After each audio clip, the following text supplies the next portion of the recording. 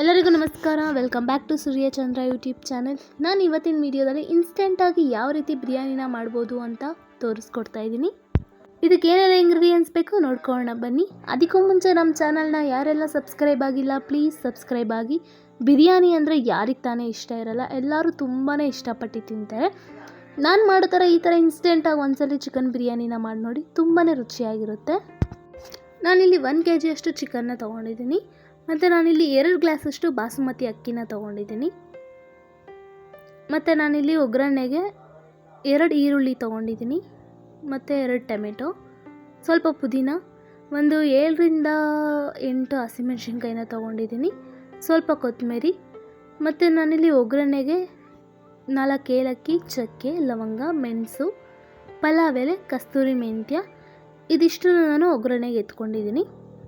ಮತ್ತು ನಾನಿಲ್ಲಿ gold winner oil, ಶುಂಠಿ ಬೆಳ್ಳುಳ್ಳಿ ಪೇಸ್ಟ್, ಧನಿಯಾ ಪುಡಿ, ಖಾರದ ಪುಡಿ, ಗರಂ ಮಸಾಲ ಪುಡಿ, ಸ್ವಲ್ಪ ಅರಿಶಿನ ಪುಡಿ ಮತ್ತು ಚಿಕನ್ ಬಿರಿಯಾನಿ ಪೌಡರ್ನ 2 ಪ್ಯಾಕೆಟ್ ತೊಗೊಂಡಿದ್ದೀನಿ ನಾನಿಲ್ಲಿ. ಈಗ ಹೇಗೆ ಮಾಡೋದು ನೋಡ್ಕೊಳ್ಳೋಣ ಬನ್ನಿ. ಒಂದು ಕಡೆ ಸ್ಟವ್ ಮೇಲೆ ಪಾತ್ರೆ ಇಟ್ಕೊಂಡಿದ್ದೀನಿ. ಪಾತ್ರೆ ಕಾದ ನಂತರ ನಾನಿಲ್ಲಿ ಗೋಲ್ಡ್ ವಿನ್ನರ್ ಆಯಿಲ್ನ ಯೂಸ್ ಮಾಡ್ತಾಯಿದ್ದೀನಿ. ಎಣ್ಣೆ ಕಾದ ನಂತರ ನಾನು ಒಗ್ಗರಣೆಗೆ ಏನೆಲ್ಲ ಎತ್ತಿಟ್ಕೊಂಡಿದ್ದೆ, ಪಲಾವ್ ಎಲೆ ಮತ್ತು ಕಸ್ತೂರಿ ಮೆಂತ್ಯ, ಚಕ್ಕೆ, ಲವಂಗ ಅದನ್ನೆಲ್ಲ ನಾನು ಎಣ್ಣೆಗೆ ಹಾಕ್ಕೊಂಡು ಸ್ವಲ್ಪ ಹೊತ್ತು ಫ್ರೈ ಮಾಡ್ಕೊತೀನಿ ಈ ಥರ. ಅದಾದಮೇಲೆ ನಾನು ಹೆಚ್ಚಿಟ್ಕೊಂಡಿರೋ ಈರುಳ್ಳಿನೆಲ್ಲ ಹಾಕೋತಾ ಇದ್ದೀನಿ. ಈಗ ನಾನು ಹೆಚ್ಚಿಟ್ಕೊಂಡಿರೋ ಎಲ್ಲ ಈರುಳ್ಳಿನೂ ಹಾಕ್ಕೊಂಡೆ.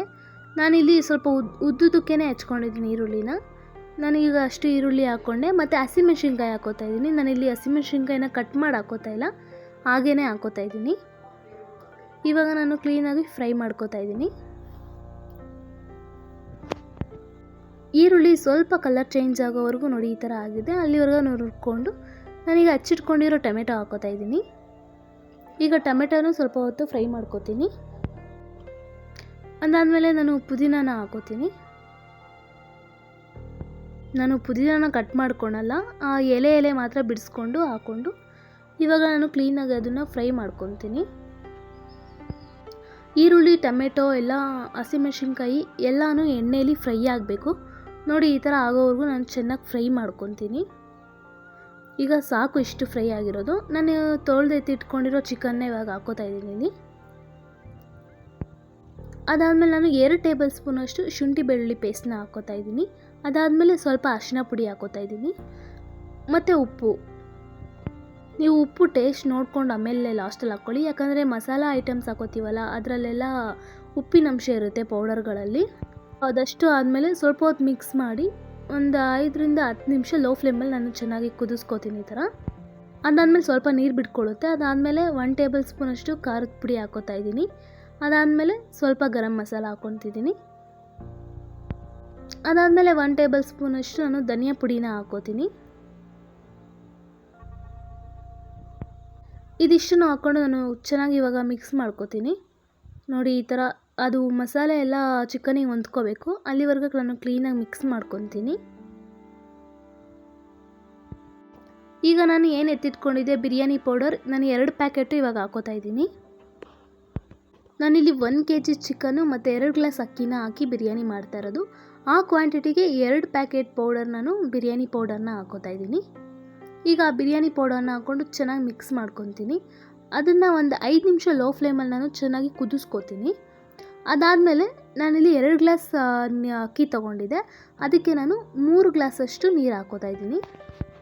1 ಗ್ಲಾಸ್ ಅಕ್ಕಿಗೆ 1.5 ಗ್ಲಾಸ್ ಅನ್ನೋ ಥರ ನಾನು 3 ಗ್ಲಾಸ್ ನೀರನ್ನ ಇವಾಗ ಹಾಕ್ಕೊಂಡು ಕುದಿಸ್ಕೋತೀನಿ.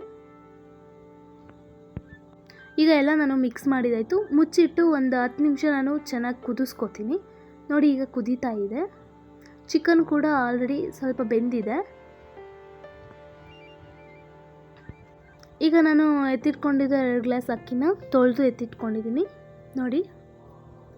ಈಗ ಈ ಅಕ್ಕಿನ ನಾನು ನೀರೊಳಗಡೆ ಹಾಕೋತಾ ಇದ್ದೀನಿ. ಈಗ ನಾನು ಎತ್ತಿಟ್ಕೊಂಡಿರೋ ಎಲ್ಲ ಅಕ್ಕಿನೂ ಹಾಕೋತಾ ಇದ್ದೀನಿ.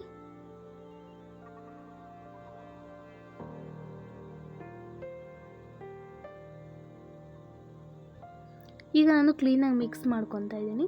ನಾನಿಲ್ಲಿ ಯಾವುದೇ ರೀತಿ ಮಸಾಲಾನ ರುಬ್ಬಿ ಹಾಕ್ತಾಯಿಲ್ಲ. ಇದು ಇನ್ಸ್ಟೆಂಟಾಗಿ ನಾವು ಮಾಡ್ಕೋಬೋದು, ಬೇಗ ಮಾಡ್ಕೋಬೋದು, ಜಾಸ್ತಿ ರಿಸ್ಕ್ ಅನಿಸೋದಿಲ್ಲ. ಈಗ ನಾನು ಇದನ್ನು ಒಂದು 10 ನಿಮಿಷ ಮುಚ್ಚಿಡ್ತಾ ಇದ್ದೀನಿ ಬೇಯೋದಕ್ಕೆ. ನೋಡಿ, ಒಂದು 10 ನಿಮಿಷ ಆದಮೇಲೆ ಚಿಕನ್ ಬಿರಿಯಾನಿ ಈ ಥರ ರೆಡಿ ಆಗುತ್ತೆ. ತುಂಬಾ ಟೇಸ್ಟಿಯಾಗಿರುತ್ತೆ, ಬೇಗ ಮಾಡ್ಕೋಬೋದು. ಇದಕ್ಕೆ ಅಂತ ಬೇರೆ ಏನು ಐಟಮ್ಗಳನ್ನ ತೊಗೊಂಬರ್ಬೇಕು ಆ ಥರ ಏನಿಲ್ಲ. ಮನೇಲಿರೋ ನಾವು ಐಟಮ್ಗಳಲ್ಲೇ ಮಾಡ್ಕೋಬೋದು. ಮೊಸರು ಬಜ್ಜಿ ಜೊತೆ ತುಂಬಾ ರುಚಿಯಾಗಿರುತ್ತೆ ಈ ಚಿಕನ್ ಬಿರಿಯಾನಿ.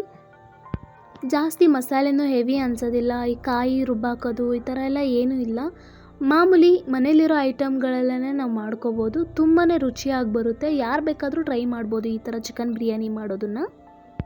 ಚಿಕನ್ ಬಿರಿಯಾನಿ ಅಂತೂ ಎಲ್ಲರೂ ತುಂಬಾ ಇಷ್ಟಪಟ್ಟು ತಿಂತಾರೆ. ಈ ಥರ ಮನೇಲಿ ಒಂದ್ಸಲ ನೀವು ಟ್ರೈ ಮಾಡಿ ನೋಡಿ, ತುಂಬಾ ರುಚಿಯಾಗಿ ಬರುತ್ತೆ. ಕಮ್ಮಿ ಸಮಯದಲ್ಲೇ ನೀವು ಈ ಥರ ಚಿಕನ್ ಬಿರಿಯಾನಿನ ಮಾಡ್ಕೋಬೋದು. ನೋಡಿ, ಚಿಕನ್ ಕೂಡ ತುಂಬ ಚೆನ್ನಾಗಿ ಬೆಂದಿದೆ ಎಲ್ಲನೂ. ಆ ಚಿಕನಿಗೆ ಎಲ್ಲ ಮಸಾಲೆ ಕೂಡ ಹಿಡಿದಿದೆ. ತುಂಬಾ ರುಚಿಯಾಗಿ ಬಂದಿದೆ ಚಿಕನ್ ಬಿರಿಯಾನಿ. ನೀವು ಮನೇಲಿ ಈ ಥರ ಚಿಕನ್ ಬಿರಿಯಾನಿ ಮಾಡೋದನ್ನು ಒಂದ್ಸಲ ಟ್ರೈ ಮಾಡಿ ನೋಡಿ, ತುಂಬಾ ಟೇಸ್ಟಿಯಾಗಿ ಬರುತ್ತೆ. ಹಾಗೆ ಇದೇ ರೀತಿ ಹೆಚ್ಚಿನ ವೀಡಿಯೋಗಾಗಿ ನಮ್ಮ ಚಾನಲ್ನ ಸಬ್ಸ್ಕ್ರೈಬ್ ಆಗಿ. ಹಾಗೆ ಈ ವಿಡಿಯೋ ನಿಮಗೆಲ್ಲ ಇಷ್ಟ ಆಗಿದ್ದರೆ ಪ್ಲೀಸ್ ಲೈಕ್ ಮಾಡಿ, ಶೇರ್ ಮಾಡಿ, ಕಮೆಂಟ್ ಮಾಡಿ. ಹಾಗೆ ನಮ್ಮ ಚಾನಲ್ನ ಸಬ್ಸ್ಕ್ರೈಬ್ ಆಗಿ. ಧನ್ಯವಾದಗಳು.